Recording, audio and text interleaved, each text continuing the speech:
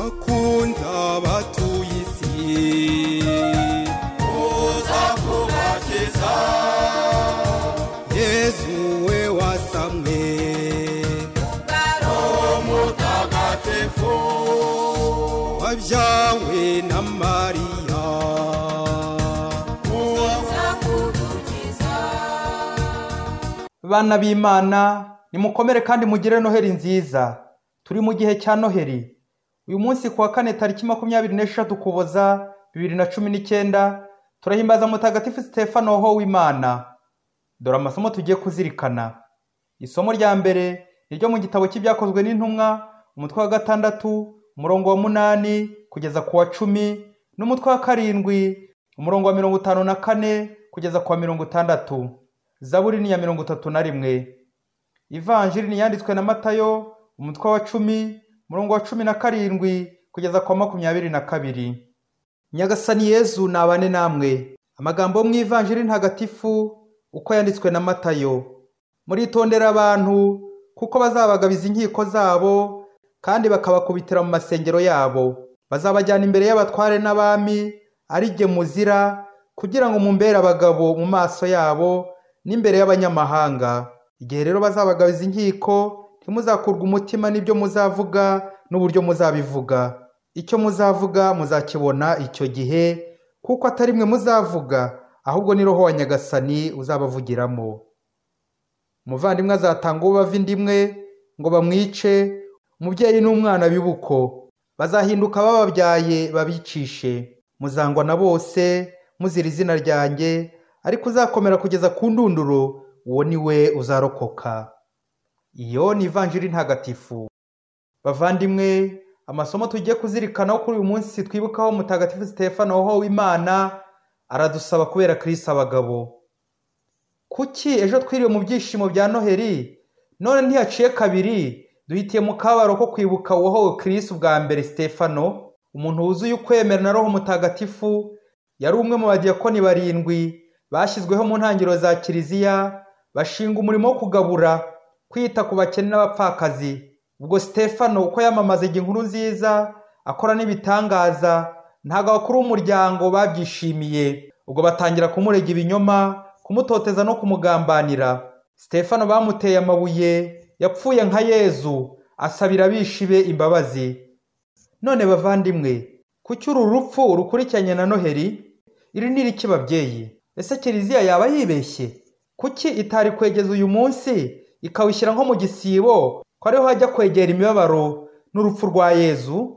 Dore rero impamvu 3 zikubiye mu magambo 3: Noheli, Kristu n'inshuti ze. Impamvu ya mbere, Noheli. Urupfu rwa Stefano rufite igisobanuro cya Noheli. Noheli bivuga ivuka ry'umukiza, kandi gupfa ugahorwa Imana ni ukuvuka bundi bushya mu ijuru. Rero bisobanuye ko Yezu uvutse hano ku isi ahaye Stefano ubuzima bushya, amuhaye kujya mu ijuru. Uyu munsi rero niho twizihiza Noheli ya Stefano. Ni koko Yezu ahemba abamukunda ubuzima bw'iteka, agahindura icyo twita urupfu rwa hano ku isi mo ubuzima bushya, ari ryo juru. Noheli n'umusaraba ni indatana, aho icyiza gitsinda ikibi, urukundo rugatsinda ubugome, ubuzima bugatsinda urupfu. Ni nabyo twazirikanye mu Ivanjili ya none, ko abahamya ba Kristo bazatotezwa bahorwa Kristo, ariko bagasabwa kuba abagabo no kudakuka umutima, kuko Roho w'Imana azabavugiramo. Dore impamvu ya kabiri mu ijambo Kristo.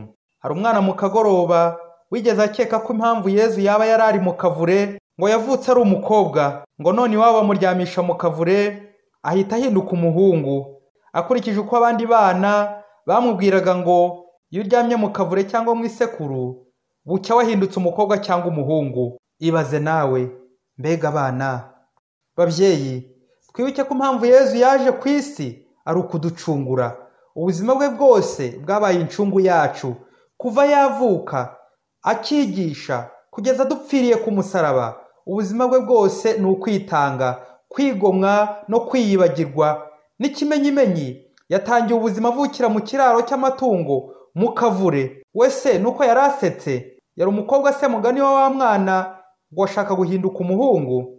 Abandi bana bavukira muri za maternité hateguye neza cyangwa mu mazu meza, amashato, uducurama, bakaborosa utwenda twiza, naho ureka undi borotse ibyahi by'amatungo. Yezu se si we mukire ugabira abo bakire bose? Mukristo menya ubwenge. Impamvu ya gatatu ni urugero inshuti ya Kristo igomba gukurikiza. Aho mwarimu anyuze, umunyeshuri mwiza aramukurikira. Kurebera kuri Kristo nka Stefano inshuti ye yamukurikije.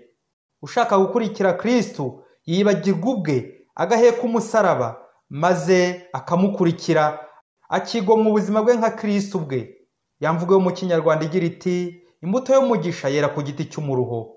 Ikintu cyose wageraho kitakuvunnye, cyangwa ukaba wakibonye ukibye, ugisahuye, mbese nka Frode, ntacyo kikumarira, ahubwo kirayoyoka. Muvandimwe, ntukambura abandi ngo wakize byarangiye.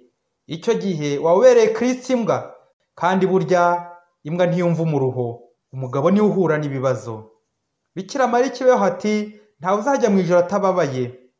Muvandimwe, ntukamere nka wa mwana wifuza kuzajya mu ijuru, watangira kumubwira ko bisaba kubanza gupfa, agahita ashaka guhunga urupfu, akiyakura igiti kirekire cyane ngo arebe ko gihita gikora ku ijuru vuba atiriwe abanza gupfa. None se ahubutse babyeyi. Mukristo, ntukamere nka nkundi yo bweze wishakira kugirana ubucuti na Kristo kuri Noheli gusa kubera ko aza kumuha akaboga n'agacupa, ariko Kristo wo mu gisibo ubabaye ugiye gupfa, mbese udakorana na mucoma nkundi yo bweze akamutera ishoti, kuko azana inzara n'amategeko y'umukwabu yo kwigomwa akaboga no kwiyiriza. Nka Stefano wahowe Kristo bwa mbere, natwe tumwigane mu kwigomwa no kwitanga, dukorera neza abandi, tubere Kristo abagabo, haba mu byishimo ndetse no mu makubaho rukomeye. Imana ibidushoboze. Nimugire Noheli nziza abavandimwe. Mwari kumwe na Padiri Masumbuko Ladisirasi, murezi mu iseminari ya Mutagatifu Aloyizi, Diyosezi ya Cyangugu. Isi yose